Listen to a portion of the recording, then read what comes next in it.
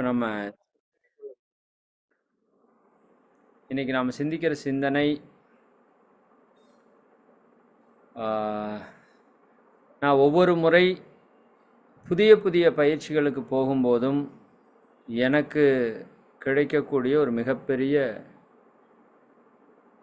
ஒரு வியக்கத்தக்க ஒரு உணர்வு என்று தான் சொல்லணும். இப்போது நான் கடந்த ஒரு 6 நாட்களாக பொள்ளாச்சி பக்கத்தால் ஜமீன் காளியாபுரம் அப்படிங்கிற இடத்துல அகர்மா ஃபவுண்டேஷன் அப்படிங்கிற ஒரு அமைப்பு இருக்குது. அவங்க இயற்கை வாழ்வியலை நமக்கு கற்றுக் கொடுக்குறாங்க. 6 நாட்கள் அந்த வகுப்பு கொஞ்ச நாளாக போகணும்னு தாட் இருந்துகிட்டே இருந்தது. நம்ம குரு அண்ணா அதுக்கு ரெகுலராக போயிட்டுருக்காங்க. கிட்டத்தட்ட 3 வருஷத்துக்கு மேலே போகிறாங்க. அதில் அவர் மாஸ்டரும் கூட. அப்புறம் அண்ணாக்கிட்ட சொல்லிகிட்டு இருந்தோம், பட் ரொம்ப தீவிரமாக அதில் போகலை. பட்டு இப்போ அது போகிறதுக்கு ஒரு வாய்ப்பு கிடச்சிது. கட்டாயமாக போகணும் அப்படின்னு அங்கே போனோம். கடந்த 6 நாட்கள் அங்கே தான் இருந்து நேற்று இரவு தான் இங்கே திரும்பி வந்தோம்.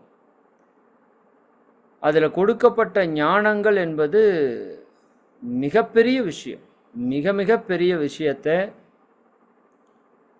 அவங்க எப்படி புத்தர் விபாசனா யோகத்தை இலவசமாக கொடுத்தாரோ, இலவசம் மீன்ஸ் அவங்க அதுக்கு சொல்கிற ரீசன் ரொம்ப எக்ஸலண்ட். இந்த ஒரு பயிற்சியை நாங்கள் கொடுக்குறோம். இது ஏதோ இப்போ நேற்று கண்டுபிடிக்கப்பட்டதல்ல, ஒரு சிலரோட உழைப்பு அல்ல. இது பல கோடி ஆண்டுகளாக, பல லட்சக்கணக்கான ஆண்டுகளாக, அல்லது கடைசிக்கு பல 1000 ஆண்டுகளாக இந்த இயற்கையினுடைய மொத்த ரகசியத்தையும் நமது முன்னோர்கள், ஞானிகள், யோகிகள் கண்டறிந்த அந்த பொக்கிஷங்களை இப்போ உங்கள்கிட்ட கொடுக்குறோம். இதுக்கு விலை நிர்ணயம் பண்ணுவது சரியானதாக இருக்காது அப்படிங்கிற ஒரு கான்செப்டை அவங்க சொல்கிறாங்க. உண்மை, அது முற்றிலும் சத்தியமான ஒரு விஷயம். அதை கேட்டுட்டு தான் நான் இன்றைக்கி நேற்று கூட அனௌன்ஸ் பண்ணேன். அப்போ நாமளும் இங்கே அதே விஷயத்தை தான் பண்ணணும்னு நினச்சிருக்கிறோம், மகரிஷியோட பயிற்சி. பட் நம்ம ஃபண்டு கொஞ்சம் குறைவாக இருக்கிற காரணத்தினால இப்போதைக்கு மினிமம் வாங்கிட்டு பண்ணலாம் அப்படிங்கிற ஒரு விஷயம் பண்ணோம். பட் மகரிஷியோட பர்த்டேலேருந்து 14th ஆகஸ்ட்லேருந்து அதுவும் நிறைவாயிருச்சு.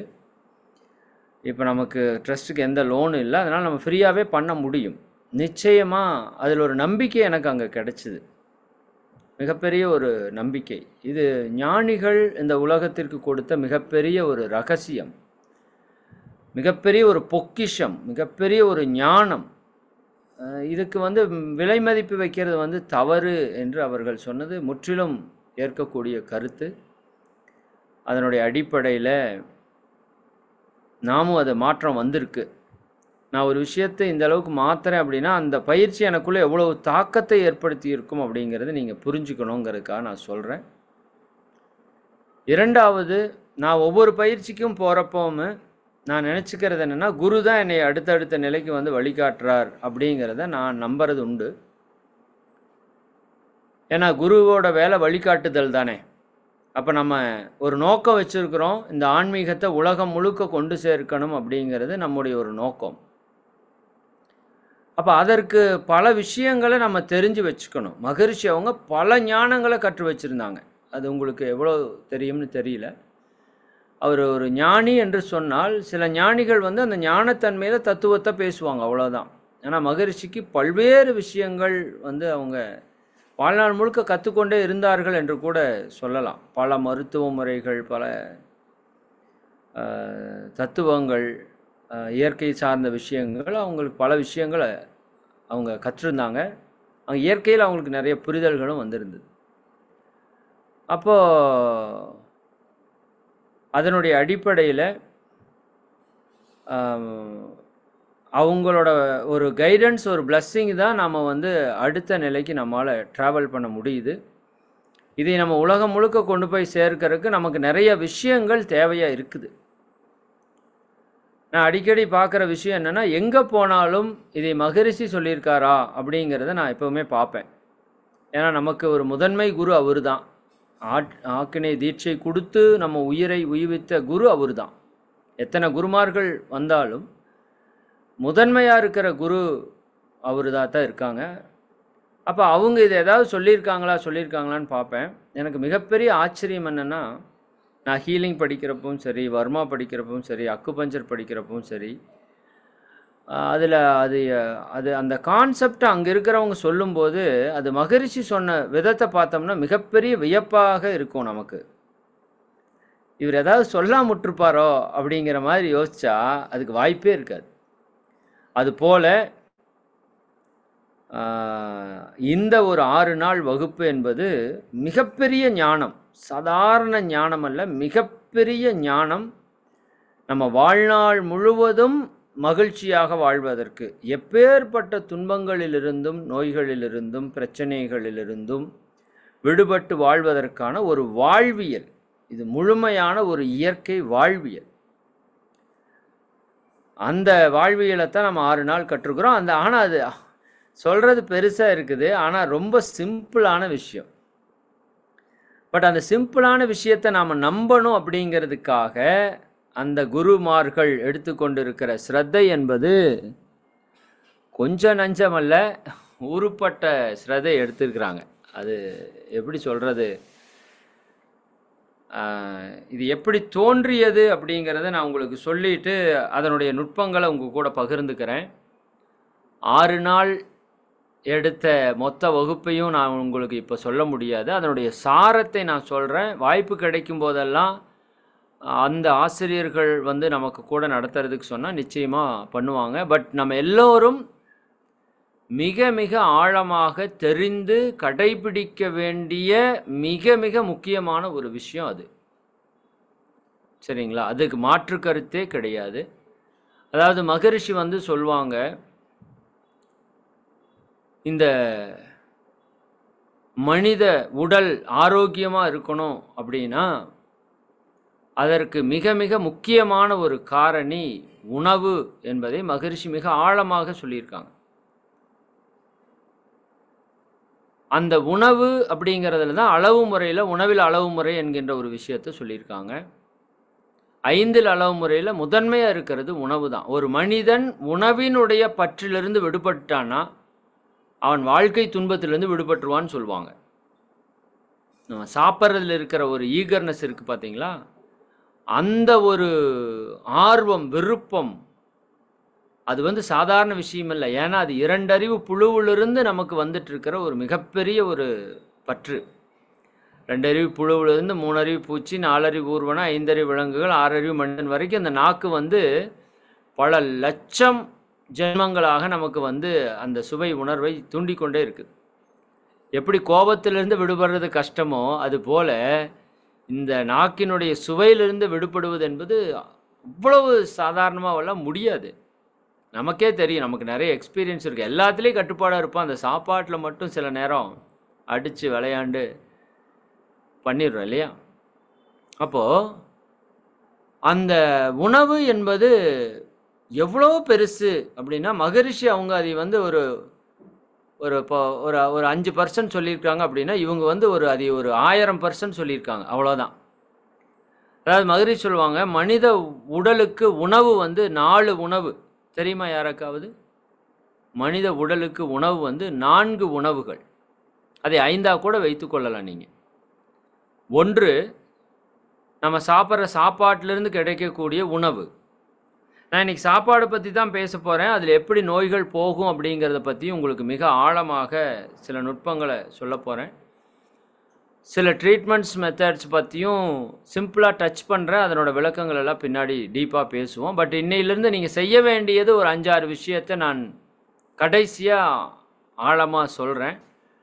பட் அது ஒவ்வொன்றுக்கும் மிகப்பெரிய ஒரு விளக்கங்கள் அவங்க கொடுக்குறாங்க. சாதாரண விளக்கம் அல்ல.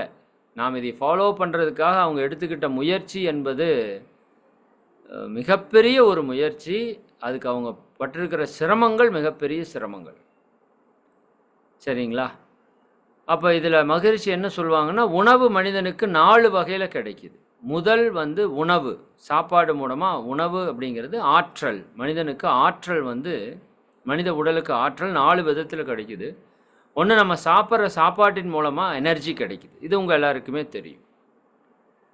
அதற்கு அடுத்தது தண்ணீர் மூலமாக கிடைக்கிறது. இந்த ரெண்டையும் மகரிஷி ஒன்றா சொல்லுவாங்க. உணவு, நீர் இவற்றால் கிடைக்கக்கூடிய ஆற்றல். ஏன்னா இந்த உடம்பு அந்த உணவிலிருந்து வந்ததா, சரிங்களா? உடம்பெனப்படுவது உணவின் பிண்டம் என்று சொல்வார்கள். அதனால தான் உண்டி கொடுத்தோர் உயிர் கொடுத்தோரே. சாப்பாடு கொடுக்கலப்பா, அவங்க உயிரை கொடுத்திருக்கிறார்கள். அதனால் வள்ளுவம் கூட மிக ஆழமாக சொல்கிறது, மருந்தென வேண்டாவாம் யாக்கைக்கு. இதையெல்லாம் நான் இத்தனை நாள் புரிஞ்சுக்கிட்டு இருந்த இவ்வளவு நாள் நானும் அதை பற்றி கேட்டிருக்கிறேன், நானும் பாடங்களில் கூட நடத்தியிருக்கிறேன். என்னோடய உணவு வகுப்பில் நீங்கள் கேட்டிருக்கலாம். மருந்தென வேண்டாவாம் யாக்கைக்கு அருந்தியது அற்றது போற்றி உணின் என்ற ஒரு குறளுக்கு இவ்வளவு நாள் நான் சொல்லிட்டு இருந்த விளக்கம் 10%. அங்கே நீங்கள் போயிட்டு வந்தால் உங்களுக்கு 1000% விளக்கம் கிடைக்கும். அப்படின்னா அது எவ்வளவு ஆராய்ச்சி பண்ணியிருப்பாங்க பாரு. இதை உருவாக்கியவர் லட்சுமண சர்மா என்று சொல்லக்கூடிய ஒரு குரு. சரி, அவர் குருவாக தான் எடுத்துக்கணும் நம்ம. ஆச்சாரியா என்று அவங்க சொல்கிறாங்க, லட்சுமண ஆச்சாரியா. அவர் கிட்டத்தட்ட 30 ஆண்டுகள் முயற்சி செய்து அவருக்கு ஒரு தீராத வியாதி வருகிறது. நான் அதை பற்றி ரொம்ப டீப்பாக போகலை, உங்களுக்கு இதனோட புரிதல் ஒரு நம்பிக்கை வரணுங்கிறதுக்காக சொல்கிறேன். அவருக்கு ஒரு தீராத நோய் வருது. அவர் அந்த காலத்தில், அதாவது அவர் இங்கிருந்து ஒரு 150 ஆண்டுகளுக்கு முன்னாடி வாழ்ந்தவர்னு வச்சுக்கோங்களேன். அவரோட காலம் 1800 சம்திங், சரிங்களா? அப்போ அவர் வாழ்ந்தவர். அவர் மிகப்பெரிய ஒரு லாயர், அட்வொகேட்டாக, எப்படி காந்திஜி ஒரு அட்வொகேட்டாக இருந்தார், அது மாதிரி அவர் ஒரு மிகப்பெரிய லாயர், வெரி ஃபேமஸ் லாயராக இருக்கார். லட்சக்கணக்கில் கோடிக்கணக்கில் பணம் புரளுது. அப்போது அவருக்கு ஒரு பிரச்சனை வருது, உடலில் ஒரு மிகப்பெரிய ஒரு பிரச்சனை வருது. அதில் அவர் டோட்டலாக காப்பாற்ற முடியாத நிலைக்கு தள்ளப்படுறார். அப்போ அந்த நிலையில் அவருக்கு ஒரு புத்தகம் கிடைக்கிறது. அந்த புத்தகத்தை படிக்கிறார், அந்த புத்தகத்தை ஃபாலோ பண்ணுறார். மிக மிக எளிய முறையில் ஒரு சில மாதங்களுக்குள்ள அந்த நோயிலிருந்து முற்றிலும் விடுபட்டு ஆரோக்கியமாகிறார். காப்பாற்ற முடியாது என்று சொல்லக்கூடிய ஒரு நபர் பாருங்கள். இயற்கை நம்ம நிறையா நேரத்தில் துன்பம் கொடுக்குதுன்னு சொல்கிறோம் இல்லையா? நான் இந்த மகரிஷிக்கு சாப்பாடு இல்லாமல் போனதை நினச்சி அடிக்கடி நினச்சி பார்க்குறது உண்டு. ஒரு சாப்பாடு இல்லாத ஒரு சூழல் ஒரு குழந்தைக்கு இருக்குதுன்னா அந்த அம்மா அப்பாவோட பாடு எப்படி இருக்கும், அந்த குடும்பத்தோட பாடு எப்படி இருக்குன்னு. இறைவன் இவ்வளோ வறுமை கொடுத்துட்டானேன்னு ஒரு பக்கம் நமக்கு கோபம் இருந்தாலும், அந்த வறுமை தான் இன்றைக்கி உலகத்தில் இருக்கிற அத்தனை பேருடைய வறுமையும் போக்குவதற்கான ஒரு அறிவாக வெளிப்பட்டிருக்கு. அது வரலைன்னா அந்த ஞானம் பிறக்காது. அதுபோல் லட்சுமண ஆச்சாரியா அவர்களுக்கு அந்த ஒரு மிகப்பெரிய ஒரு பாதிப்பு வருது. அதிலிருந்து அந்த புத்தகம் கிடைக்கிறது. அந்த புத்தகத்தை அவர் படிக்கிறார். படித்து 6 மாதம் 7 மாதங்களுக்குள் அதை ஃபாலோ பண்ணி அந்த நோய் முற்றிலும் குணமாகுது. எப்படி இருக்கும் பாருங்க. காப்பாற்ற முடியாது என்று கைவிடப்பட்டவர். அப்புறம் அவருக்கு அது மேலே ஒரு மிகப்பெரிய ஆர்வம் வருகிறது. அது கூட அவங்களுக்கு சமஸ்கிருதம் எல்லாம் தெரிஞ்சிருக்கிற காரணத்தினால இவர் கடைபிடிக்கிற ட்ரீட்மெண்ட்டும் நம்ம முன்னோர்களுடைய வாழ்க்கை முறையும் ஒன்றா இருக்குது. இதுதான் ஆச்சரியம், மிகப்பெரிய ஆச்சரியம். வெளிநாடுகளிலே மிகப்பெரிய டாக்டர்ஸ், எம்பிபிஎஸ் படித்த பல வெரி ஃபேமஸ் டாக்டர்ஸ் சொல்லக்கூடிய சில அவங்கள என்ன அந்த டாக்டர்ஸ் எல்லாம் அதுக்கெல்லாம் உதாரணம் சொல்கிறாங்க. அங்கே அந்த வகுப்பை நீங்கள் எல்லோரும் அட்டன் பண்ணணும். அதற்கான ஒரு தூண்டுதலாக கூட இதை வச்சுக்கோங்க. அதனோட டீட்டெயில்ஸ் உங்களுக்கு கொடுக்குறோம். மாதம் அந்த கேம்ப் நடத்துகிறாங்க. அந்த வகுப்பு நீங்கள் எல்லாருமே நிச்சயமாக உங்கள் வாழ்க்கையில் எவ்வளவு சீக்கிரம் முடியுமோ அவ்வளோ சீக்கிரம் அட்டன் பண்ணிடுங்க, சரிங்களா? அதை மட்டும் தயவு செஞ்சு மிஸ் பண்ண வேண்டாம். நம்ம மனவளக்கலை எவ்வளவு முக்கியமோ என்னை பொறுத்த வரைக்கும் அந்த வகுப்பு அவ்வளவு முக்கியம், அவ்வளவு முக்கியம். இன்றைக்கி இருக்கிற நம்மளோட எல்லா பிரச்சனைக்குமான தீர்வாக அந்த வகுப்பை என்னால் பார்க்க முடியுது. அதனால் நான் இது எதையும் மிகைப்படுத்தி சொல்லலை. நீங்கள் அங்கே போனால் உங்களுக்கு அது புரியும், சரிங்களா? இப்போ அதான் நான் சொன்னேன்ல, அந்த உணவு அப்படிங்கிற ஒரே ஒரு விஷயத்தை மகரிஷி சொன்னதை அவங்க எடுத்து மிகப்பெரிய ஒரு ஆராய்ச்சி பண்ணி பிஹெச்டியாக பண்ணிட்டாங்க, வாழ்வியலோடு இணைச்சி பண்ணிட்டாங்க.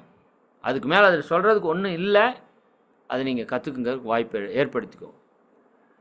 அப்போ அவங்களுக்கு வந்து அந்த வாழ்வியல் முறை கூட சமஸ்கிருத வேதங்கள் எல்லாம் தெரிஞ்சதால அதை அப்போ அவருக்கு பிரச்சனைக்கு கொடுத்தவங்க வந்து ஆங்கில மருத்துவத்தினாலே அதை சரி பண்ண முடியாதுங்கிற ஒரு நிலைக்கு வந்துட்டார் அவரோட நோயில். அப்புறம் வேறு என்ன தீர்வுன்னு அவர் பார்க்குறப்ப அவரோட நண்பர் மூலமாக ஒரு புத்தகம் கிடைக்கிது. அந்த புத்தகம் மிகப்பெரிய ஆங்கில மருத்துவர் ஒருத்தர் எழுதிய நூல். சரிங்களா? அந்த நூலிலே அவர் இந்திய வம்சாவளி மரபில் இருக்கக்கூடிய வழிமுறைகளை, வாழ்க்கை முறைகளை நோய்க்கு தீர்வாக எழுதியிருக்கிறார். சயின்டிஃபிக்காக, சும்மா இல்லை, விஞ்ஞானபூர்வமான விளக்கத்தோடு எழுதியிருக்கிறார். அப்போ அந்த ஒரு தாக்கம் இவருக்குள்ள மிகப்பெரிய ஒரு மாற்றத்தை ஏற்படுத்துது. அப்போ ஆங்கில மருத்துவர்கள் பல பேர் வந்து நம்ம ஆங்கில மருத்துவம் தவறு என்று ஒரு பக்கம் சொன்னாலும் அது தவறு கிடையாது. எமர்ஜென்சிக்கு அதை நம்ம பயன்படுத்திக்கிறது தப்பு கிடையாது. ரொம்ப ரொம்ப மிகச்சிறந்த மருத்துவம். தொட்டதுக்கெல்லாம் அங்கே போய் நம்ம எடுக்கக்கூடிய ஒரு ட்ரீட்மெண்ட்ஸ் நம்மளை பாதிக்குதுங்கிறது இப்போ நமக்கே நல்லா தெரியுது. அது நிறைய ஆங்கில மருத்துவர்களுக்கும் தெரியும். அப்படி அந்த ஆங்கில மருத்துவம் பாதிப்பிலிருந்து முழுமையாக விடுவிக்கிறது இல்லைன்னு சொல்லி அதிலிருந்து வெளிவந்து நிறையா மற்ற விஷயங்களுக்கு மாறியவர்கள் நிறையா பேர் இருக்காங்க. இன்றைக்கி நம்ம ஹோமியோபதி என்று சொல்கிறோம் இல்லையா, ஒரு மிகப்பெரிய மருத்துவம், உலகம் முழுக்க பரவி இருக்கிற மிகச்சிறந்த மருத்துவத்தில் ஒன்றா இருக்கிற ஹோமியோபதி. அதனுடைய தந்தை டாக்டர் சாமுவேல் ஹானிமன் அவர்களே ஆங்கில மருத்துவர் தான். அது தெரியுமா உங்களுக்கு? சரிங்களா? இன்றைக்கி மலர் மருத்துவம் என்று சொல்கிறோம் இல்லையா, அதனுடைய மருத்துவரும் கூட ஒரு ஆங்கில மருத்துவர் தான். அப்போ ஆங்கில மருத்துவத்தை அவங்க பார்க்கும்போது அதில் அவங்களுக்கு ஒரு திருப்தியோ முழுமையோ கிடைக்கல, நோய் முழுமையாக குணமாகலை, இதில் திரும்ப திரும்ப நோய் வருது என்று சொல்லி அன்னைக்கு வந்து கொடி கட்டி பறந்தவர் டாக்டர் சாமுவேல் ஹானிமன், ஹோமியோபதி. இவரை போல பல பல டாக்டர்ஸ் வந்து என்ன பண்ணியிருக்காங்க, இந்த மருத்துவத்திலிருந்து வெளியே வந்து மாற்று மருத்துவம் என்று நாம் சொல்லக்கூடிய இயற்கை மருத்துவத்தை தான் ரெக்கமெண்ட் பண்ணியிருக்காங்க. அதுக்கு ஊறுப்பட்ட சான்றுகள் அந்த வகுப்பில் நமக்கு காமிக்கிறாங்க. ஏன்னா நாம் வந்து நம்ம முன்னோர்கள் வாழ்ந்தாங்க, வந்து நம்ம வேதங்களில் சொல்லுது, இப்படியெல்லாம் சொன்னால் நம்ம நம்புவோன்னு நினைக்கிறீங்க? சத்தியமாக நம்ப மாட்டோம். இதே ஒரு ஆங்கில மருத்துவர் சொல்கிறார் அப்படின்னு சொன்னால், விஞ்ஞானபூர்வமாக சொல்கிறாருன்னு சொன்னால் எல்லாருமே நம்புகிறோம், ஏற்றுக்கிறோம். அப்போ அதற்கு சான்று அவங்க பண்ணியிருக்கிற ஒர்க் அவ்வளோ பண்ணியிருக்காங்க.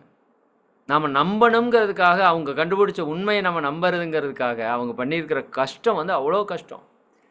கிட்டத்தட்ட லட்சுமண ஆச்சாரியா அவர்கள் வந்து 30 ஆண்டுகள், எப்படி மகரிஷி அவங்க 40 ஆண்டுகள் இந்த காயகல்பத்துக்காக ஒதுக்கினாரோ அப்படி அவர்கள் 30 ஆண்டுகள் தன்னுடைய மொத்த வாழ்க்கையும் அர்ப்பணித்து, சரிதானுங்களா, அவருக்கு வேதங்கள் இருந்த அத்தனை நாலேஜையும் எடுத்து மொத்த 4 வேதங்களை மொத்தமாக படித்து, சரிதாங்களா, அது கூட இன்னும் பல்வேறு தமிழர்களுடைய இலக்கியங்கள், வரலாறுகள், வேதத்திலே மிகச்சிறந்த வேதமான திருக்குறள் எல்லாவற்றையும் கற்று அலசி ஆராய்ந்து அவர் இறுதியாக ஒரு 1500 சூத்திரங்களை ஒரு நூலாக வடிவமைச்சு கொடுத்துட்டு போயிட்டார். இந்த சேவை வந்து மனித குலத்திற்கு இன்னும் கைக்கு வந்து சேரல, இப்போ தான் வந்துட்டு இருக்கு. இப்போ நிறைய பேர் அங்கே முயற்சி எடுத்து இப்போ அதை நூலாக மாற்றி போட்டிருக்காங்க. இன்னும் தமிழில் கூட அது டிரான்ஸ்லேட் ஆகலை. சான்ஸ்கிரிட்லேயும் இங்கிலீஷ்லேயும் தான் இருக்குது. தமிழ் டிரான்ஸ்லேட் பண்ணி போயிட்டுருக்கு நான் அங்கே இருந்தப்போ. அப்போ 30 ஆண்டுகள் அவருடைய மொத்த உழைப்பு, மொத்த ஞானத்தையும், இன்னும் பல லட்சக்கணக்கான அன்பர்களுடைய அறிவு, அதற்கு முன்னாடி யோசித்த ஞானிகளுடைய அறிவு எல்லாவற்றையும் சேர்த்து அந்த தொகுப்பை கொடுக்குறாங்க. அதனோட சாராம்சம் தான் அங்கே ஜூஸாக ஒரு 6 நாள் வகுப்பில் கொடுக்கப்படுகிறது. நான் அடிக்கடி சொல்லுவேன், பலாப்பழம் ரொம்ப பெருசு, கஷ்டம், ஆனால் அது ஜூஸ் குடிக்கிறது ஈஸிங்கிற மாதிரி அவர் 30 ஆண்டுகள் ஆராய்ச்சி செய்து ஒரு மனிதன் முழுமையாக ஆரோக்கியமாக எல்லா நோய்களிலிருந்தும் விடுபட்டு எந்த மருந்து மாத்திரையும் இல்லாமல் மன மகிழ்ச்சியோடு நிறைவாக வாழ்வதற்கான ஒரு பாதையை மிக எளிமையாக அவங்க காட்டிட்டாங்க. மிக மிக எளிமையாக காட்டிட்டாங்க. அப்படி தான் சொல்லணும், சரிங்களா? அந்த விதத்தில் அவங்க எடுத்துக்கொண்ட விஷயம் வந்து உணவு. உணவுனா நாட் ஒன்லி சாப்பாடு, சரிதானுங்களா? நான் சொன்னேன்ல, உணவு வந்து பல விதங்களில் நம்ம உடம்புக்கு கிடைக்கிது. சரிங்களா? நம்ம சாப்பிட்ற உணவு மட்டும் உணவு அல்ல. சரிதானுங்களா? அது போக 4 விதமான உணவு என்று மகரிஷி சொல்லுவாங்க. 4 விதமான ஆற்றல் என்று சொல்லுவாங்க. 1 நமக்கு உணவு, நீரிலிருந்து ஆற்றல் கிடைக்கிறது. இது நம்ம எல்லாருக்கும் நல்லா தெரியும். 2வது உங்களுக்கு நல்லா தெரியும், நம்ம மூச்சு காற்றிலிருந்து நமக்கு உயிர் ஆற்றல் கிடைக்கிறது இல்லையா? இப்ப நீங்க சாப்பிடலைன்னா உயிராற்றல் குறைஞ்சு குறைஞ்சு குறைஞ்சு குறைஞ்சு குறிப்பிட்ட நாள்ல இறந்துருவோம். தண்ணி குடிக்கலைன்னா உயிராற்றல் குறைஞ்சு குறைஞ்சு குறைஞ்சு குறைஞ்சு குறிப்பிட்ட நாள்ல இறந்துருவோம்.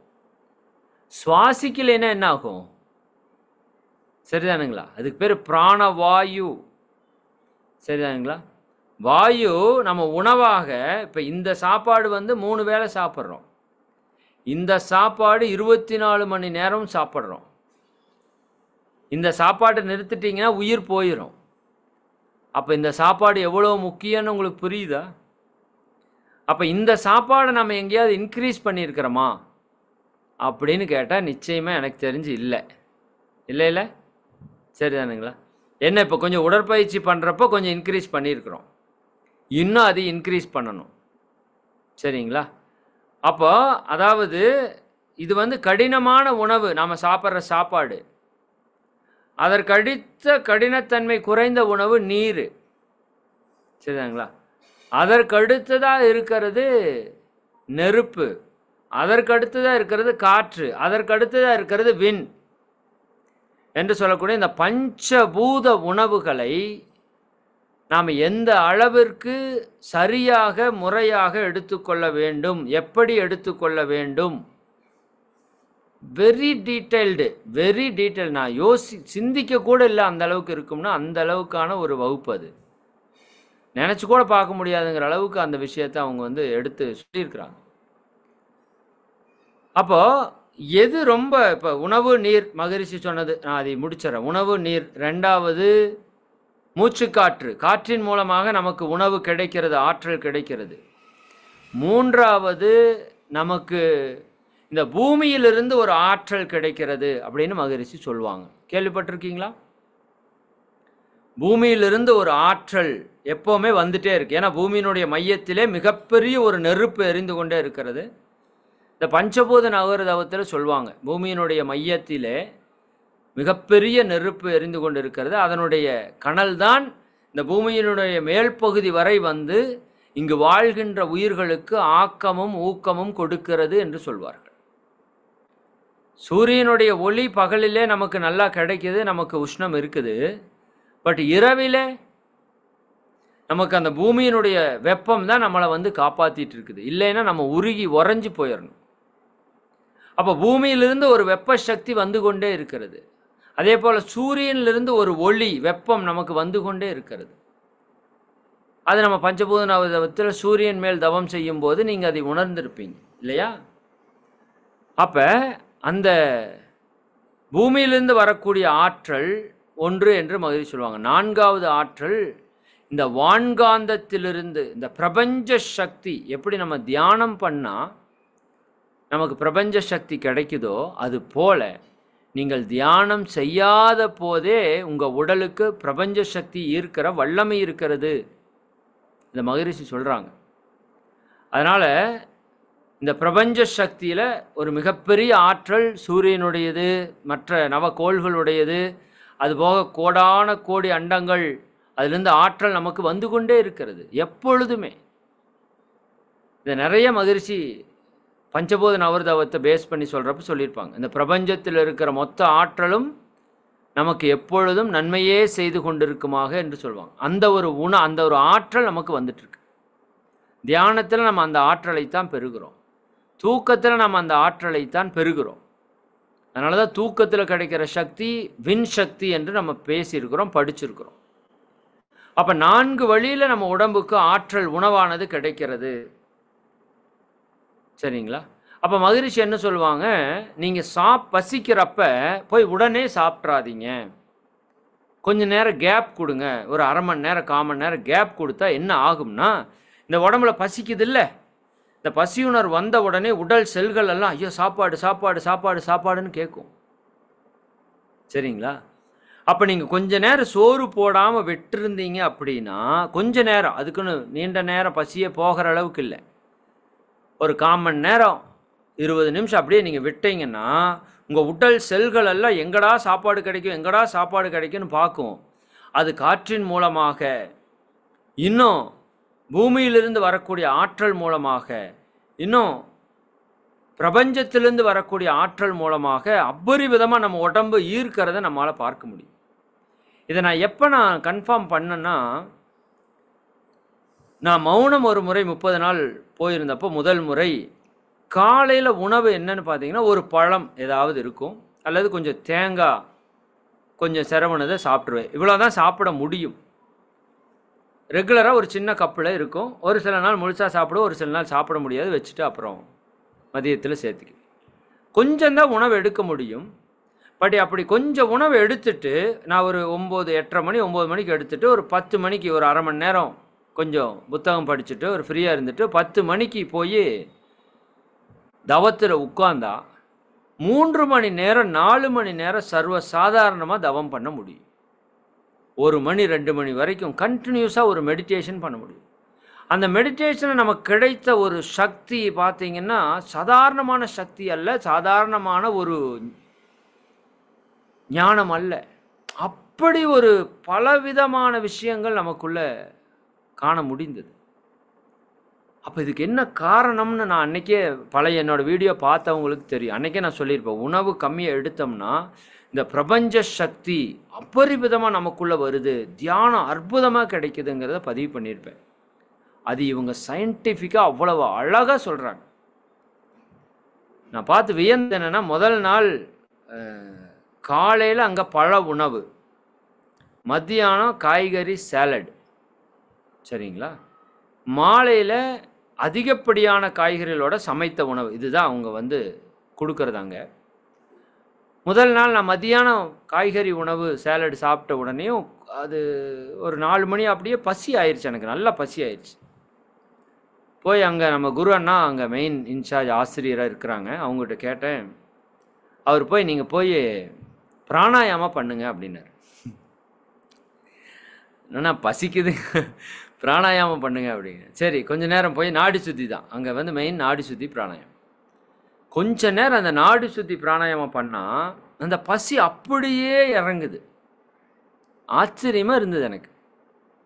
என்னடா இப்படியெல்லாம் நடக்குமா? நாமளும் இவ்வளோ நாள் பயிற்சியெல்லாம் பண்ணிகிட்டு இருக்கோம், சரி உணவுன்னு எல்லாம் பேசியிருக்கிறோம். இந்த 4 வகை உணவு பற்றி நான் அதிகமாக பேசுனது இல்லை, சும்மா ஜஸ்ட்டு 4 வகை உணவுன்னு சொல்லிட்டு போயிருப்பேனே தவிர எனக்கு அதை பற்றி நாலேஜ் பெருசாக இல்லை. அப்போ அங்கே போனால் அது அக்கு வேறு ஆணி வேற பிரித்து பிரித்து பிரித்து பிரித்து மேயிறாங்க. அப்போ 5 விதமான உணவுன்னு அவங்க சொல்கிறாங்க. மகரிஷி 4 விதமான உணவுன்னு சொன்னதையே அவங்க 5 விதமான உணவுன்னு.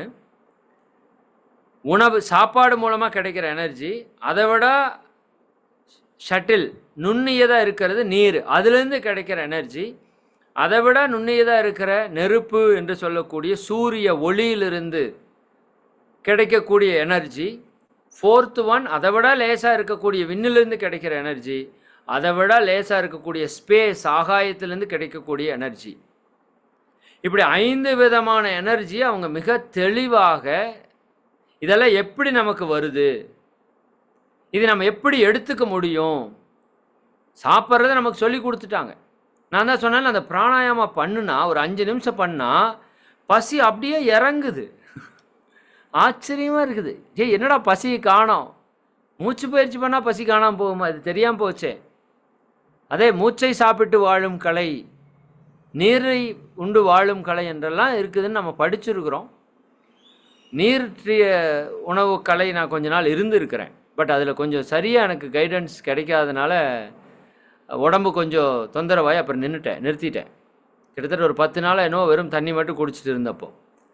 அப்போ அதுக்கெல்லாம் இவங்க மிக தெளிவான ஒரு கண்ணோட்டம். இதில் எனக்கு எப்படி ஒரு பெரிய அட்ராக்ஷன் வந்துச்சு அப்படின்னா, மகரிஷி ஒரு வார்த்தை சொல்லுவாங்க, இந்த மனித உடலை வதைக்காமல் பயிற்சி செய்யணும், சிரமப்படுத்தாமல் பயிற்சி இருக்கணும். அதனால தான் மகரிஷியோட உடற்பயிற்சி ரொம்ப சிரமமாகவே இருக்காது. 8 வயசுலேருந்து 80 வயசு 90 வயசு வரைக்கும் எல்லாருமே இயல்பாக பண்ண முடியும், இயல்பாக பண்ண முடியக்கூடிய ஒரு பயிற்சியாக இருக்கும். அப்போது அந்த அளவுக்கு எல்லாத்தையும் எளிமைப்படுத்தி கொடுக்குறாங்க. அப்போ அங்கிருந்த அந்த இயற்கை வாழ்வியலுடைய பேஸ் என்னன்னா, இப்போ இருக்கிற அருண் சர்மா அவர்கள், அவங்க தான் இப்போ இருக்கிறாங்க. அவர் லட்சுமண சர்மா அவர்களுடைய மகன் கணேஷ் சர்மா, அவர்களுடைய மகன் வந்து அருண் சர்மா. இப்போ 3வது தலைமுறையாக இந்த இயற்கை வாழ்வியலை உலகத்துக்கு கொண்டு போயிட்டுருக்காங்க. அவங்க லட்சுமண சர்மா அவங்க சொன்னது கூட சிலது கொஞ்சம் சிரமமாக இருக்கிற மாதிரி லைட்டாக இருக்குது. அதையே கூட எளிமைப்படுத்தி இன்னும் எப்படி எளிமையாக, எவ்வளவு எளிமையாக அங்கே கொடுக்கணும். அதான் நான் வந்து இன்றைக்கி ஒரு நாள் 1 மணி நேரத்தில் எல்லாவற்றையும் சொல்லிவிட முடியாது. சரிங்களா? அதில் எனக்கு பல விதங்கள், பல விஷயங்களுக்கான தீர்வுகள், சரிங்களா, இவ்வளவு நாள் எனக்கு நிறைய தேடுதல்கள் உணவு சம்பந்தமாக இருந்தது. அது எல்லாவற்றுக்குமான விடை அங்கே கிடைக்குது. இந்த அல்கலைன் ஃபுட், அசிட்டிக் ஃபுட்டு அப்படின்னா என்ன? நம்ம உடம்பு 80% அல்கலைன் காரத்தன்மை கொண்டது, 20% அசிட்டிக் அமிலத்தன்மை கொண்டது. இது நான் கேள்விப்பட்டிருக்கிறேன்.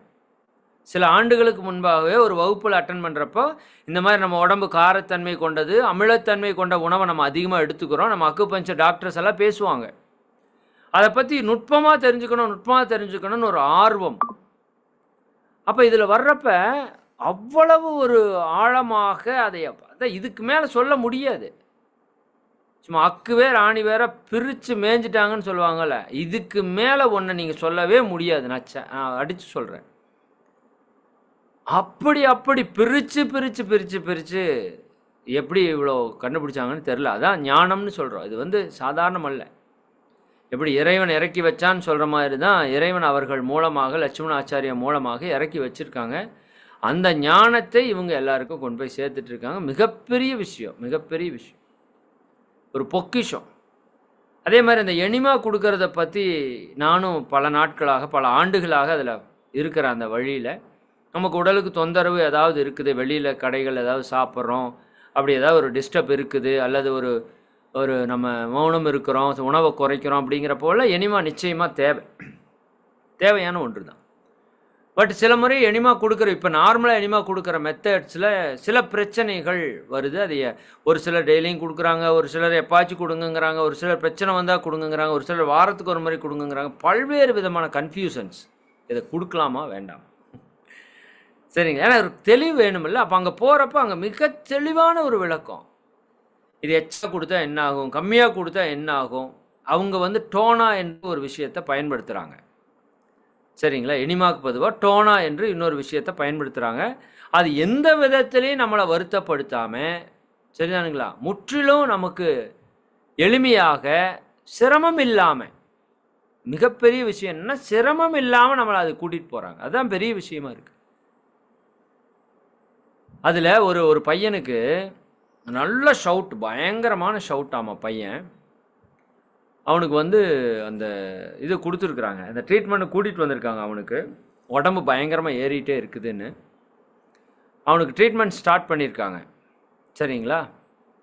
இளநீர் தான் உணவு அவனுக்கு. நல்ல இளநீர் குடிச்சுக்கணும். டெய்லியும் காலையிலையும் மாலையிலையும் அந்த டோனா கொடுக்கணும். எனிமா மாதிரி வேற ஒரு விஷயம் டோனா. அது என்ன நீங்கள் அங்கே வந்தால் தெரிஞ்சுக்கலாம். டோனா கொடுத்துட்டு அந்த மலத்தை கழிக்கணும். காலையிலையும் மாலையிலையும் மதியானம் 3 வேளை அவன் அதை செய்யணும். இளநீர் உணவாக குடிச்சுக்கணும். இப்படி அவன் கண்டினியூவாக குடிச்சிட்டே இருந்திருக்கிறான். பையன் நல்லா பிரிஸ்காக விளையாண்டுட்டு எல்லாம் தான் இருந்திருக்கிறான். அவனுக்கு ஒன்றும் டயர்டு சோர்வெல்லாம் இல்லை. பட் 21 நாளுக்கு அவனோட உடம்பு இறங்கவே இல்லை. அப்படியே இருந்திருக்கு. 21 டேஸ் அப்படியே இருந்திருக்கு உடம்பு. 21 டேஸ் எப்படி ஆச்சரியம் பாருங்கள். அப்போ அவங்களுக்கு என்னடா அப்படியே இருக்குது, உடம்பு இறங்கவே மாட்டேங்குது, 21 நாள் ஆச்சு அப்படின்னு பார்த்தா, சரி பரவாயில்ல, இன்னும் 2-3 நாள் கண்டினியூ பண்ணலான்னு கண்டினியூ பண்ணுறாங்க. 23வது நாளோ 24வது நாளோ நான் அந்த குறிப்பு பார்க்கணும். அந்த 23வது நாளோ என்னவோ அவனோட உடம்புலேருந்து அந்த பையன் கூப்பிட்ருக்கான். அப்பா என்னவோ வர்ற மாதிரி இருக்குது, என்னன்னு பாருங்க அப்படின்னு. ஒரு புழு, சின்னதாக ஒரு புழு, அதை பிடிச்சு எடுத்துருக்குறாங்க. சரிங்களா? 1.5 அடி நீளத்துக்கு இருந்ததாமா. எத்தனை அடி? 1.5 அடி நீளத்திற்கு ஒரு புழு 21வது நாள் அல்லது 23வது நாள் அவன் உடம்புலேருந்து வெளியே வருது.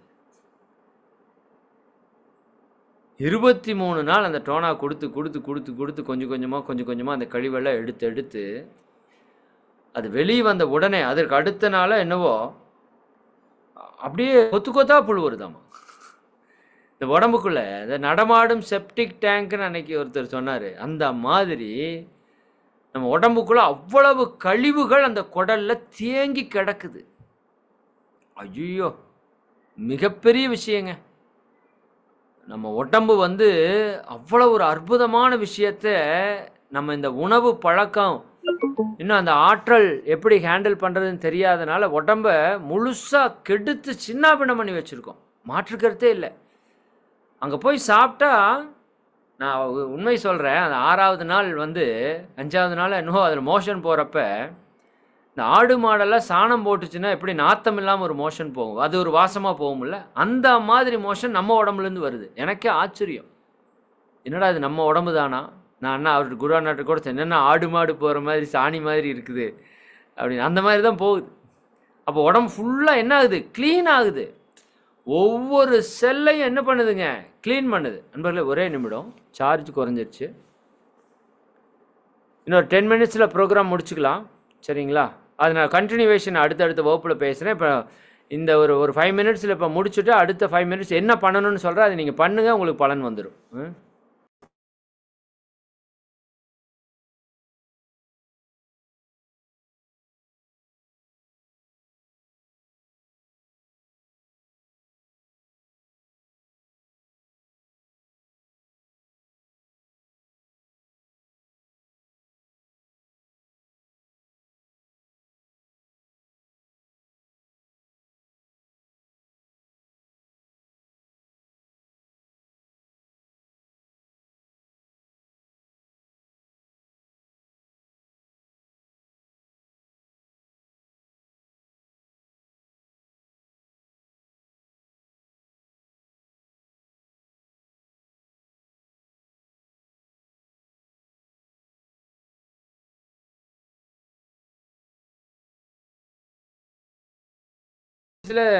புழு குடையுது அப்படின்னு. ஏன்னா நாங்கள் சின்ன வயசில் மளிகை கடை அப்பா இருந்ததால் சௌரியத்துக்கு இனிப்பு கேக்கு வச்சு விளாசுறது, சரிங்களா? வயிறு ரொம்ப வயிற்ற கெடுத்தாலும் நானும்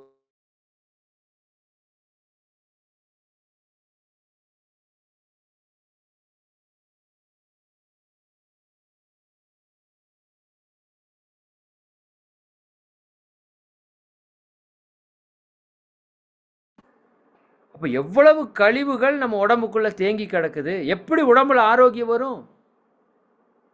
சரிதானுங்களா? எப்படி நோய்கள் போகும்?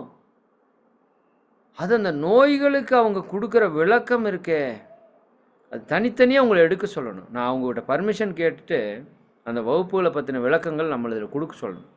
நான் கேட்டு வந்திருக்கேன், அவங்ககிட்ட பேசிட்டு சொல்கிறேன்னு சொல்லியிருக்காங்க.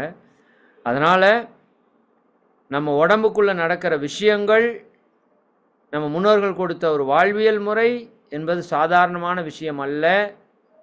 அது ஆகச்சிறந்த ஒரு வாழ்வியல் முறை, வாழ்க்கை முறை, சரிங்களா? அவங்க இது மருத்துவம் அல்ல. அந்த கேம்புக்கு போகிறப்ப இந்த நோய் குணப்படுத்துகிற அந்த நோய் குணப்படுத்துகிறன்னு எல்லாம் யாரும் வராதிங்கிறாங்க. அங்கே நோய்களை பற்றி பேசுகிறதே கிடையாது. எல்லா நோய்களும் எப்படி உருவாகிறது, சாதாரண தலைவலியிலிருந்து கேன்சர் வரைக்கும் எப்படி உருவாகுதுன்னு அப்படியே புட்டு வைக்கிறாங்க. எப்படி உருவாகுது ஸ்டெப் பை ஸ்டெப்பாக வெரி கிளாரிட்டியாக சயின்டிஃபிக்காக அதை நமக்கு சொல்லி இது இப்படி தான். அப்போ என்ன பண்ணலாம்? இது சிம்பிள் தீர்வு. இதுக்கு அவங்க ஒரு உதாரணம் சொன்னாங்க பாருங்கள். இப்போ நான் ரொம்ப நாளாக ஒரு ஸ்பீச் பேசிட்டு, என்னோடய ஸ்பீச் கேட்டே இருந்தால் உங்களுக்கு தெரியும். இந்த மனுஷன் கால் உடஞ்சி போச்சுன்னா இன்னொரு டாக்டர் போய் அதை எடுத்து வச்சு நேர் பண்ணி சரி பண்ணிடுவார். இந்த நாய்க்கு ஆடு மாட்டுக்கெல்லாம் கால் உடஞ்சி போச்சுன்னா என்ன பண்ணுவாங்க அப்படின்னு நான் கேட்பேன். ஒன்றும் பண்ண முடியாது, அது அப்படியே வாழ்நாள் முழுக்க தெரிய வேண்டியது அப்படின்னு. ஆனால் எனக்கு ஒரு டவுட் இருந்துகிட்டே இருந்தது. நம்ம எங்கேயுமே பெருசாக கை கால் உடஞ்ச விலங்குகளை பெருசாக பார்த்ததே இல்லை. நீங்கள் எதாவது பார்த்துருக்கீங்களா? யோசிச்சு பாருங்கள். பிறப்புலேயே ஊனமாக வந்தது ஒரு சிலது இருக்குது, நம்ம பார்த்துருக்குறோம். அது ரொம்ப ரேராக கொஞ்சம் தான் இருக்கும். பட் சிலர் அந்த கை கால் உடஞ்சி அது இருக்கிறத நம்ம பெருசாக பார்க்கல. இது ஒரு டாக்டர் பார்க்குறாரு, ஒரு மிகப்பெரிய டாக்டர், ஆங்கில மருத்துவர். ஒரு காட்டு வழியாக பயணிக்கிறாரு. பயணிக்கும்போது ஒரு மான் கூட்டம் ஓடுது. மான் கூட்டம் ட்ராவல் பண்ணுது, ஓடுது. ஓடும்போது ஒரு மான் மட்டும் ஒரு பள்ளத்தில் விழுந்து அதனோட கால் வந்து உடஞ்சிருச்சு. உடஞ்சி போச்சு கால். இப்போ எல்லா மானும் ஓடிடுச்சு. இந்த மானுக்கு ஓட முடியல, அப்படியே கிடக்குது. அவர் அங்கே நின்று பார்க்குறாரு, இது என்னதான் பண்ணுதுன்னு பார்க்குறாரு. அது பக்கத்தால் ஒரு நீரோடை ஓடிட்டு இருக்குது. அது எந்திரிச்சு கொஞ்சம் கஷ்டப்பட்டு இந்த வழியை தாங்கிட்டு அந்த 3 கால் அப்படியே நொண்டி போய் அந்த தண்ணீரிலே தன்னோட காலை வைக்குது. காலை வச்சுட்டு வெளியே வந்து வெயிலில் காட்டு. சரிங்களா? அப்புறம் கொஞ்ச நேரம் எதுவும் சாப்பிடல. கொஞ்ச நேரம் அப்படியே வெயிலை காட்டுது. அப்புறம் கொஞ்ச நேரம் வெயில் ரொம்ப அதிகமாகும்போது கொஞ்சம் நிழலில் ஓய்வு எடுக்குது. சரிங்களா? அப்புறம் மறுபடியும் போய் தண்ணியில் காலை வைக்குது. அதுக்கப்புறம் அது அப்படியே வந்து இது யூடியூப்பில் கூட இந்த வீடியோஸில் கூட இருக்குதுன்னு அவங்க சொன்னாங்க. இது எதுவும் நான் கதை சொல்லலை, உண்மை டிஸ்கவரியில் நல்லா நடக்கிறது நீங்கள் பார்க்குறீங்களா, அந்த மாதிரி. மறுபடியும் கொண்டாந்து வெயிலில் காட்டுது. அப்படியே அந்த பொசிஷன்லேயே வச்சு உட்காந்துட்டே இருக்குது. வெயில் நல்லா படுது. அப்புறம் ரொம்ப வெயிலாக இருக்கும்போது கொஞ்சம் நிழல்ல இப்படியே இருக்குது. 2 நாள் 3 நாள் அது அப்படியே அந்த எலும்பு என்ன ஆகுது, உள்ளே கூடுது. ஆச்சரியம், உள்ளே கூடுது, எலும்பு ஸ்ட்ரைட்டாகி கூடுது. 3ஆவது நாள் அப்படியே அது மெதுவாக நடக்கிறக்கு ஆரம்பிக்குது. சரிதானுங்களா? அதுக்கப்புறம் அது அப்படியே நடந்து போகுது. எனக்கு அப்படியே தூக்கி வாரி போட்டுருச்சு. என்னடா இது, அதுக்கு அறிவில்லை, இது முடியாதுன்னு சொல்லிட்டு இருந்தோமே, என்ன ஒரு வாழ்வியல உயிரினங்களுக்குள்ள ரகசியத்தை இறைவன் வச்சிருக்கிறான், என்ன ஒரு பேரறிவினுடைய செயல்பாடு. சரிங்களா? அப்போ அந்த பட்டினியினுடைய முக்கியத்துவம், லங்கனம் பரமஹௌஷதம் அங்கே போய் தான் புரிஞ்சுது. இன்னைக்கு காலையிலேருந்து என்னுடைய உணவு கொஞ்சம் பழங்கள், ஒரு 500 கிராம் காலையில் தர்பூசணி பழம், மதியானத்தில் ஒரு 300 கிராம் ஒரு காய்கறி சாலடு. சரி, இப்போ வரைக்கும் நல்லா எனர்ஜெட்டிக்காக இருக்குது. பாடியே ஒரு டிரான்ஸ்ஃபார்ம் ஆகுதுங்க. ஒவ்வொரு நாளும் நம்ம உடல் செல்கள் மாறுது, புதுசாக உற்பத்தி ஆகுதுன்னு சொல்கிறோம்ல. ஆமாம், உங்களுக்கு தெரியல, நம்ம உடம்புல ஒவ்வொரு செல்லும் புதுசாக மாறுது. ஒரு சில செல்கள் 10 நாள் வாழும், ஒரு சில செல்கள் 100 நாள் வாழும், ஒரு சில செல்கள் ஓராண்டுகள் வாழும். இப்படி இருக்கும். ஒரு ஆண்டுகள் நீங்கள் ப்ராப்பரான ஒரு நல்ல உணவை எடுத்துக்கிட்டிங்கன்னா உங்கள் உடம்புல பல செல்கள் மாறிடும், பல ஆர்கன்ஸ் புதுசாக மாறிடும். அதான் உண்மை. அதை என்னால் ஃபீல் பண்ண முடியும். இப்போ என்னோட உடலே வேறு மாதிரி எனக்கு ஃபீல் ஆகுது. சரிங்க, ஏதோ புது பிறப்பு எடுத்துகிட்டு வந்த மாதிரி ஒரு ஃபீல் இருக்குது. நீங்கள் இது சொல்லி என்னால் உங்களுக்கு எக்ஸ்பிளைன் பண்ண முடியாது. அதனால் நீங்கள் அதெல்லாம் அனுபவிக்கணும்னு நான் விரும்புகிறேன். சரிதானுங்களா? அதனால் நம்மளோட இறை சாதனை மார்க்க ஆனந்த யோக நிலையத்திலே இது நடத்தலாமான்னு கூட கேட்டிருக்கிறேன். சரிங்களா? இங்கே நடத்துகிறப்ப நிறையா பேர் வந்து தங்கி சிறப்பாக பண்ண முடியும். அது வரைக்கும் நீங்கள் வெயிட் பண்ண வேண்டாம். அதனோட இன்சார்ஜ் ஒரு ஐயா இருக்காங்க. அவங்க வந்து கொஞ்சம் வெளியில் தியானத்துக்கு போயிருக்கிறதுனால அவர்கிட்ட பேச முடியல. ஃப்யூச்சர் அதுவும் பண்ணுவோம். இப்போதைக்கு நான் அவங்ககிட்ட பேசிட்டு அதனோட விவரங்களை எல்லா குரூப்லேயும் நான் ஷேர் பண்ணுறேன். நீங்கள் எல்லோரும் உங்கள் வாழ்க்கையில் ஒரு முறை அங்கே போயிட்டு வாங்க.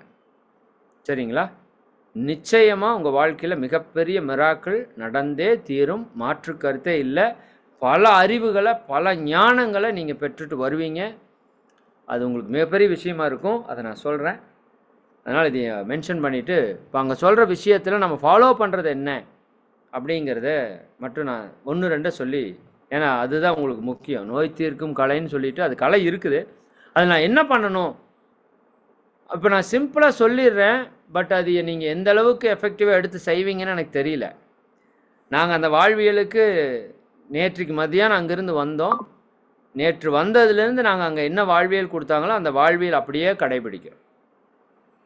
மகரிஷியோட பயிற்சியோடு சேர்ந்து அந்த வாழ்வியலையும் அப்படியே அழகாக கடைபிடிக்கிறோம். நிச்சயமாக எல்லாராலையும் முடியாது அப்படிங்கிறது ஒன்றும் கிடையாது. ஒன்று ரொம்ப சிம்பிள். காலையில் உணவு பழங்கள் மட்டும். அந்த பழங்களில் கூட்டு பழங்கள் அல்ல, ஒற்றை பழம். சரிதானுங்களா? ஒற்றை பழம், ஏதோ ஒரு மோனோ ஃப்ரூட், ஒரு வாழைப்பழம்னா ஒரு வாழைப்பழம், அதில் ஒரே வெரைட்டி, சரிங்களா? அல்லது ஒரு தர்பூசணியா தர்பூசணி, ஒரு பப்பாளியா பப்பாளி, ஒரு கொய்யாப்பழமா கொய்யாப்பழம். கொஞ்சம் சதையுள்ள பழங்களாக சாப்பிடுங்க. நீருள்ள பழங்களாக சாப்பிட்டா சீக்கிரம் பசிச்சிரும்.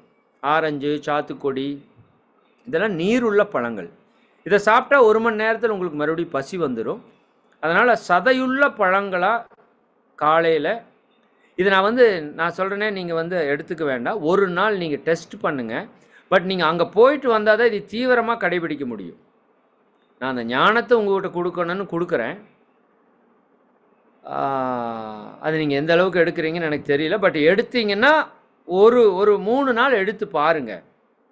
பட் ஆனால் அது நீங்கள் தீவிரமாக பிடிக்கணும்னா அங்கே போயிட்டு வந்தால் தான் முடியும். அது நான் சொல்லிட்டேன். நான் அது அவ்வளோ ஸ்ட்ராங்காக உங்களுக்குள்ளே இறக்கி 6 நாள் உங்களை அதில் வாழ வச்சு, அந்த வாழ்வியலில் உங்களுக்கு ஒரு சேஞ்சை காமிச்சு, அந்த அனுபவத்தை உங்களுக்கு கொடுக்கணும். சரிங்களா? ரைட். அப்போது காலையில் மோனோ ஃப்ரூட், ஏதோ ஒரு பழத்தை எடுத்துக்கொள்ளுங்க. வேணுங்கிற அளவுக்கு சாப்பிட்டுங்க. 1/2 கிலோ, 1 கிலோ, 2 கிலோ திங்க முடியுமா தின்னுக்கோங்க, தப்பு இல்லை. சரிதாங்களா? நல்லா சாப்பிடுங்க. காலையில் பழம், ஒற்றை பழம், நார்ச்சத்து தான் பழங்கள் இருக்கும். நீர் பழங்களாக இல்லாமல் கொஞ்சம் தசை இருக்கிற பழங்களாக எடுத்து, கார்போஹைட்ரேட் இருக்கிற அந்த மாதிரி பழங்களை நீங்கள் சாப்பிட்லாம். காலையில் 1. 2வது, நமக்கு மதிய உணவு என்பது காய்கறி சேலட். காய்கறி சேலட்னா என்ன? பலவிதமான காய்கறிகளை வெட்டி கலந்து சாப்பிடுவது. சாப்பிடக்கூடிய காய்கறிகள்னு சிலது இருக்கு இல்லையா? என்னென்ன சாப்பிடலாம்? கேரட் சாப்பிடலாம், பீட்ரூட் சாப்பிடலாம், அப்புறம் அதற்குள்ள காய்கறிக்குள்ளே வெட்டி போடக்கூடிய வெள்ளரி வெட்டி போட்டு சூப்பராக சாப்பிட்லாம். குடை மிளகாய் என்று சொல்லக்கூடிய அந்த பச்சை மிளகாயில் பெருசாக இருக்குல்ல, கேப்சிகம்னு சொல்கிறோம் இல்லையா, அதை சிறு சிறு பீஸாக வெட்டி போட்டு சாப்பிட்லாம். அதில் நிறையா தேங்காய் சேர்த்து கொள்ளலாம். தேங்காயும் காய் கூட சேர்ந்தது தான். சரிங்களா? அப்படி நேரடியாக சாப்பிடக்கூடிய காய்கள், சரிங்களா? பீர்க்கங்காயை அதில் வெட்டி போடலாம், நல்லா சூப்பராக இருக்கும். சரிங்களா? முள்ளங்கி போடக்கூடாது. சரிங்களா? வெள்ளரிக்காய் போடலாம், முள்ளங்கி போடக்கூடாது. அந்த டைரெக்டாக சாப்பிட முடியாத எதையுமே போடக்கூடாது. சரிங்களா? முள்ளங்கி, உருளைக்கிழங்கு, இதையெல்லாம் நீங்கள் நேரடியாக சாப்பிட முடியாது. அதனால் சாப்பிடக்கூடிய காய்கறிகளை சேலட் பண்ணி, சரிங்களா? அதாவது அவங்க சொல்கிற விஷயம் என்னென்னா, நாம் சமைக்கிறோமில்ல அடுப்பில், இது இப்படி சொன்னால் நான் உங்களுக்கு ஒரு 100 இல்லை, ஒரு 200-300 ரகசியங்களை சொல்லணும். அதை நான் எழுதி நோட் பண்ணி 1 by 1 சொல்கிறேன் நான். சரிங்களா? அவங்க என்ன சொன்னாங்கன்னா, அற்புதமான விஷயம், டொமாட்டோ சேர்த்துக்கலாம் தாராளமாக. அது சாப்பிட முடியுமில்ல, நூல்கோல் பச்சையாக சாப்பிட முடியும்னா கட் பண்ணி கொஞ்சம் கொஞ்சம் பீஸாக சேர்த்திக்கலாம். Okay, right.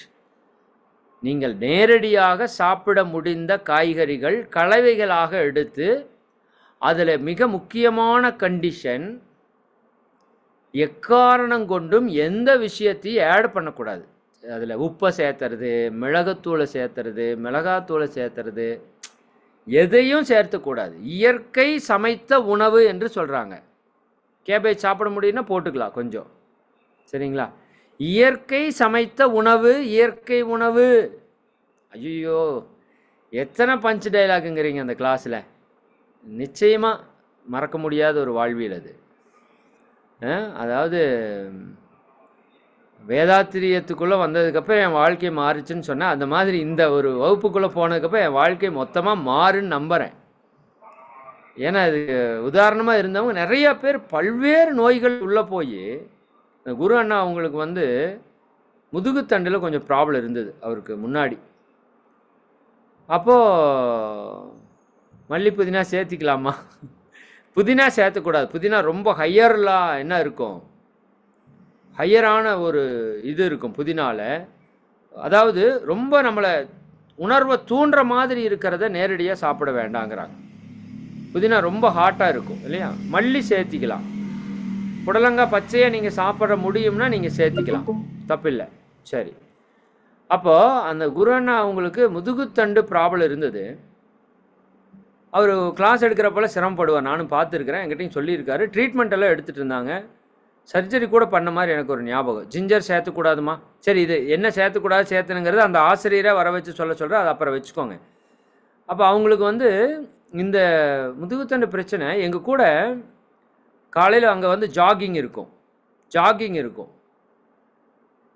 காலையில் அவங்களோட மெயின் ஃபஸ்ட்டு ப்ராக்டிஸ் வந்து நிறைய பக்கம் வாக்கிங் போகிறாங்களா, அந்த மாதிரி ஜாகிங், ரொம்ப மென்மையாக ஓடுற ஜாகிங் வந்து அவங்க வந்து ஃபஸ்ட்டு ப்ரெஃபரன்ஸ் கொடுக்குறாங்க. ஏன்னா அதில் பல விஷயங்கள் நடக்குது. நான் ஃபீல் பண்ண ரொம்ப எக்ஸலண்ட்டான விஷயம். வேகமாக ஓடுறதில்ல, ரன்னிங், ஜாகிங், மெதுவாக ஓடுவது. சரி, ரொம்ப மைல்டாக மெதுவாக, அந்த ஒரு விஷயம் வந்து மிகப்பெரிய மாற்றத்தை ஏற்படுத்துது நம்ம உடம்புல. அவர் ஜாகிங் போகிறாரு, எல்லாத்தையும் விட ஃபஸ்ட்டு அவர் தான் போகிறார். முதுகுத்தண்டு பிரச்சனை இருந்துன்னு சொல்கிறவர். அவர் உடம்பு அப்படியே டோட்டலாக சேஞ்ச் ஆயிருக்கு. நான் பார்க்குறேன், கண்ணுக்கு முன்னாடி ஒருத்தர் உதாரணமாக பார்க்குறேன். அதனால தான் அண்ணா நான் வரணும்னு கேட்டு அவர்கிட்ட கேட்டு அங்கே போனேன். அப்படி ஒரு மாற்றம். அதனால் மத்தியானம் அந்த சேலடு, சரிங்களா, வேறு எந்த விதமான இன்க்ரீடியன்ஸும் போடாமல் ரா சேலட்ஸை அப்படியே சாப்பிட்றோம். இதுதான் மதிய உணவு. அங்கே நம்ம எல்லோரும் சேர்ந்து கூட்டாக எல்லோரும் சேர்ந்து தான் செய்கிறோம். அது ஒரு பெரிய விஷயம். அங்கே எல்லா பக்கம் வந்து செஞ்சு கொடுத்துருவாங்க. அங்கே அதெல்லாம் கிடையாது. ஏன்னா அங்கே எல்லாருமே வாலண்டியர்ஸ், யாருமே பணத்துக்காக அங்கே வரல. ஆசிரியர் முதற்கொண்டு எல்லோரும் வாலண்டியர்ஸ் தான். சரிங்க, அங்கே ஒரு கான்செப்ட் இருக்குது, அந்த கான்செப்ட் எடுத்து எல்லாருக்கும் சொல்லிக் கொடுக்குறாங்க. ஆசிரியர் முதற்கொண்டு எல்லோரும் வாலண்டியர்ஸ். நம்ம வேலையை நம்மளே செஞ்சுக்கணும். சரி, நான் காலையில் ஜூஸுக்கு நம்ம ஒர்க் பண்ணணும், மத்தியானம் காய்கறி சேலடுக்கு நம்ம ஒர்க் பண்ணணும், நைட்டு வந்து இயற்கை காய்கறிகள் அதிகமாக போட்டு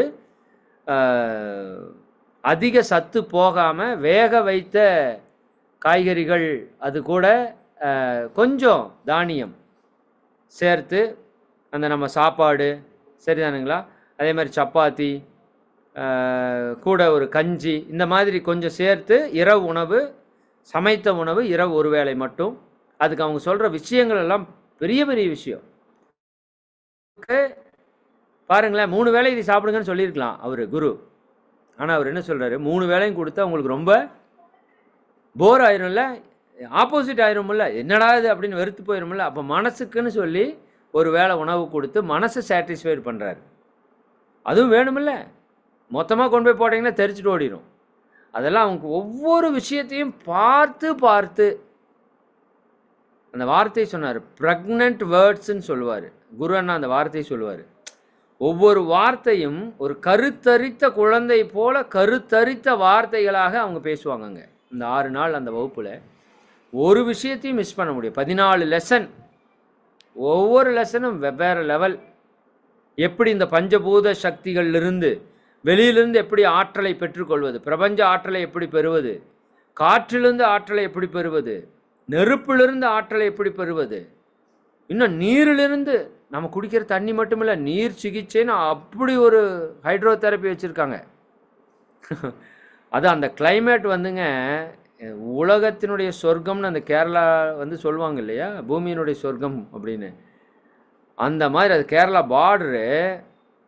சும்மா கிளைமேட் அப்படி இருக்குது. மழை, வெயில், சரிதாங்க. அதில் சன் பாத்து, ஸ்பைன் பாத்து, சரிதாங்க. சூரிய குழியல், சூரியன்லேருந்து எப்படி ஆற்றலை உள்வாங்கிறது.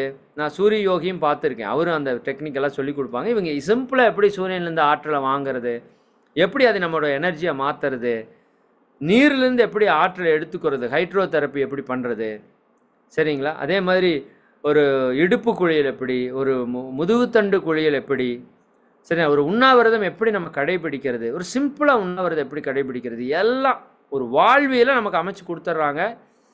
இதுக்கு மேலே எனக்கு சொல்கிற தெரியல. இது தீராத நோய்களையும் தீர்க்கும் கலை மட்டும் அல்ல, இது ஒரு மனிதனை தெய்வீக மனிதனாக மாற்றும் கலை. மாற்று கருத்தே கிடையாது. இன்னும் நிறைய கான்செப்ட் சொல்கிறாங்க. நான் இந்த சொன்ன மாதிரி இந்த ஒரு வகுப்பில் சொல்ல முடியாது, அடுத்த வகுப்பில் சொல்கிறேன். நிச்சயமாக நீங்கள் வாழ்க்கையில் ஒரு முறையாவது போக வேண்டிய ஒரு விஷயம். வாய்ப்பு இருந்தால் குடும்பத்தோடு போயிட்டு வாங்க. நாங்கள் ஃபேமிலியாக தான் போனோம். ஏன்னா அந்த மாற்றம் வந்து ஃபேமிலியோடு வந்துருச்சுன்னா மிகப்பெரிய விஷயம், சரிங்களா. அந்த விதத்தில் அந்த இயற்கை வாழ்வியல் அகர்மா ஃபவுண்டேஷனோட அது எல்லா வாட்ஸ்அப் குரூப்லேயும் நான் உங்களுக்கு ஷேர் பண்ணுறேன். உங்களுக்கு இதுலேயே கூட அதனோட கான்டாக்ட் நம்பர் வந்து நான் உங்களுக்கு எல்லா நம்ம இறை சாதனை மார்க்கத்தினோட எல்லா வாட்ஸ்அப் குரூப்லேயும் அதனோட டீட்டெயில் வரும். சரிங்களா? நீங்கள் எல்லோரும் பார்த்து நிச்சயமாக அதை பயன்படுத்திக்கோங்க என்று சொல்லி உங்கள் எல்லாரையும் வாழ்த்தி நிறைவு செய்வோம்.